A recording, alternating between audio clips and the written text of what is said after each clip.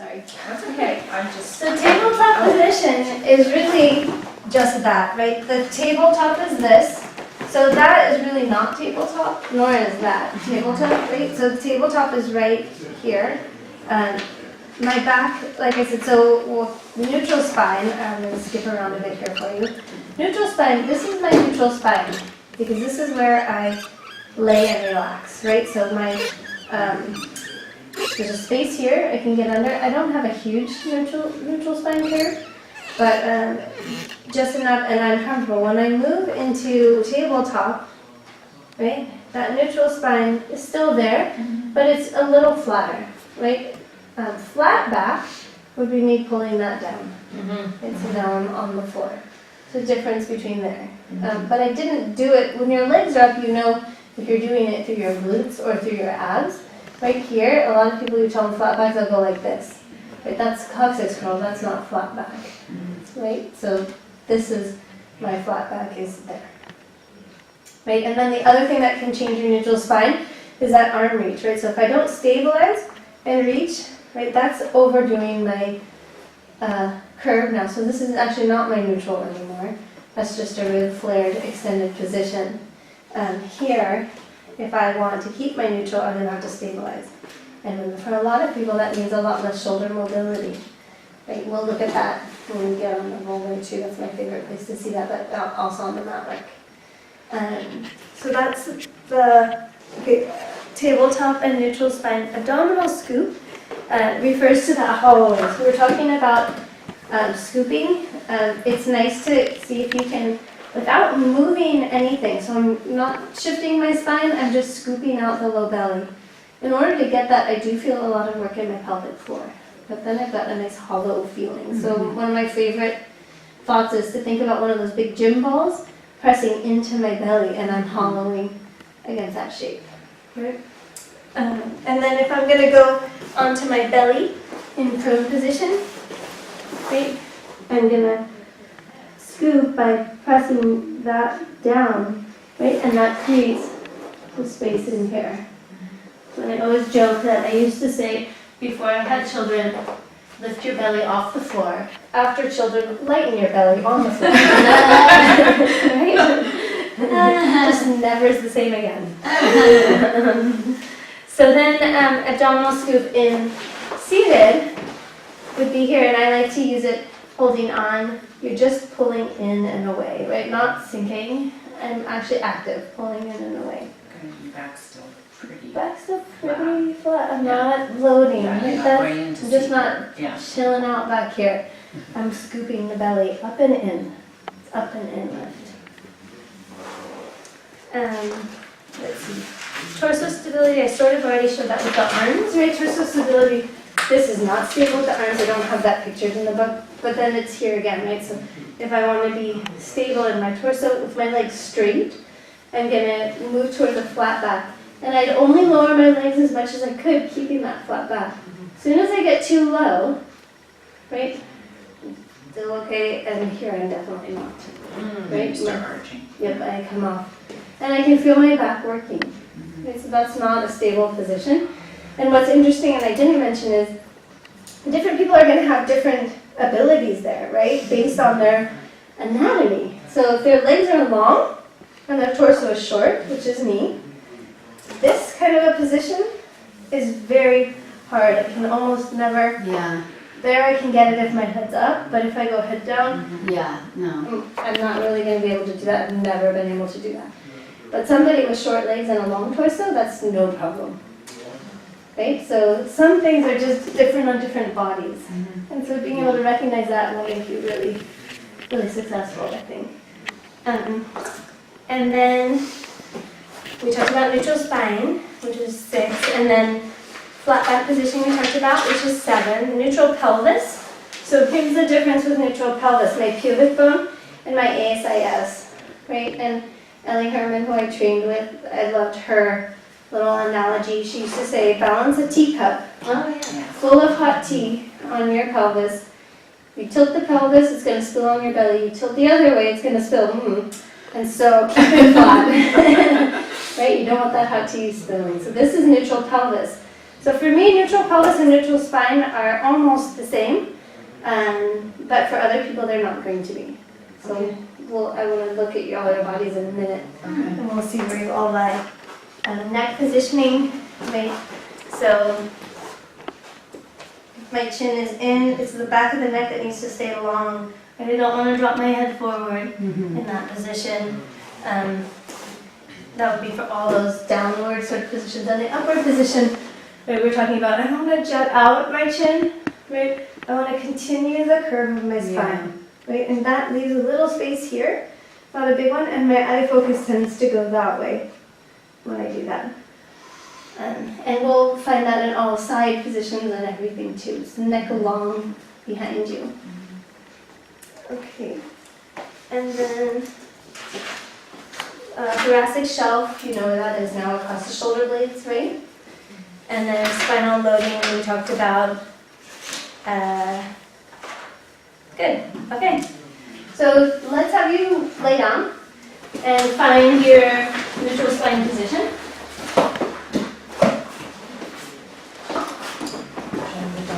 Sure, over there, you're fine. I can move out of the way too. I just want you to be able to feel without crashing into the thing.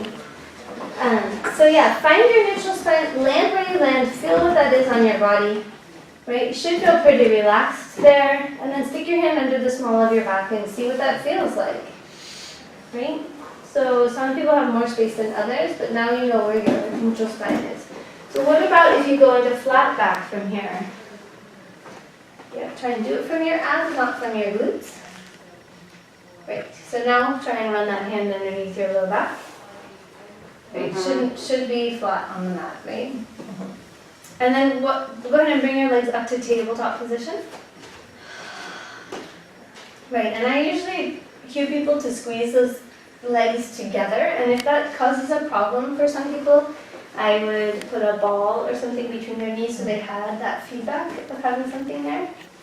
Right, and then just check in with your legs, make sure they're nothing sliding off your table there. Right. There you go. Now your food's not sliding. Lunch. Right. Okay. So then see what that neutral position feels like to you. Right. And then flatten it. So pulling in. Right. Now do me a favor and Patricia, take your hands off the floor. Yes. Can you still flatten? Right. That's overload. If you're pushing into the floor to get the flat back, then that's overload. Right. Yeah. Good. And then relax. Let's see what else. Neutral pelvis. So feet down, and you can find your little triangle of your neutral pelvis. Right. Once you find that, let us know. Is that your neutral spine too, or does it feel different to you? How do you find neutral pelvis? So it's the tailbone down and the ASIS down. Yeah. So release out the hips. Yeah, so this is pretty flat there. You're about there is your neutral pelvis. I feel like I'm more in an arch More than my neutral. arched. Does that make sense? Yes, absolutely. That's common. I think it's the same. Yeah, you're about this. You look good here. Yeah. Is that your neutral and your spine? Yes. So you're the same. Sarah? Mine feels a little more arched too. Yeah, yours looks a little arched. Okay. I think I'm a little bit more arched. Yeah. If that's neutral. This is pelvis. neutral. Yeah. Okay. Yeah. I see. When would you want neutral pelvis over neutral spine? Good question. A lot of times it'll happen in more of a head up position. So just stay there and go ahead and roll your head up and see. Try and keep that neutral pelvis. So upper ab curl, I keep people into neutral pelvis. And what that does is it keeps your hip flexors out of the picture. So I see. right, if you Oh. right, yes, Yeah. long, Yeah. and then exactly. So you can use it for different cueing, for different exercises. And usually it'll be head up. You're not going to talk about neutral spine anymore because that curls your whole spine, but you can. Because yeah, your spine You gets can have a exactly. neutral curled, like top and flat. Yeah. Yeah. Okay. Yeah. So neutral pelvis, your tailbone as your anchor. That's going to be, and that keeps your hip flexors off. Relax. Yes, relaxed. Exactly. Yeah, we'll come back to that. I'm very particular about how people do upper ab curls because I think a lot of people go wrong. And that's when rectus abdominis can most fire. And so important to get that right. Otherwise, you're just using rectus abdominis again. So why does there still teacher that is trying to force a more curve? Why do people force more curve? Because they think it's wrong if people are flat. They don't understand. Okay. They were trying to keep the neutral curve of the spine, Okay. right? And they think that it should look a certain way, but some people's neutral curve is not very big. Okay. So that's where people get injured actually, is usually that's more the issue, because if you move somebody into a flatter spine, it actually doesn't injure them, really. It's when they extend more than they should and they don't have the stability. Then the torque of whatever they're doing affects the back. Okay, and then how about we look at your neck positions. So what about finding a little plank position? And then play with that head position there.